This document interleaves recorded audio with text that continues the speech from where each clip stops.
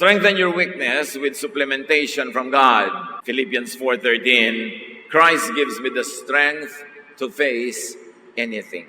Walang mananampalataya na mahina, sapagat ang tunay na pananalig ay ito. Yung hina mo, iniaasa mo kay Kristo, at ang lakas ni Kristo ay nagiging lakas mo. This is the strength to change, kung dapat mag-improve, or the strength to accept what can't and shouldn't be changed. Dapat malinaw dito mga kapatid. May mga kahinaan tayo na dahil sa ating pananalig at pagsunod kay Jesus ay napalalakas. Pero may mga kahinaan tayo na dahil sa pananalig natin kay Jesus ay di na pinipilit palakasin kundi iniaasa sa pag-ibig, pagpapatawad at walang patakarang pagtanggap ni Jesus. Dapat malinaw yon. Hindi ka pumupunta kay Jesus para lang baguhin ka niya, kundi pumupunta ka kay Jesus para tanggapin niya ng walang patakaran. Yun ang tunay na pag-ibig ng Diyos.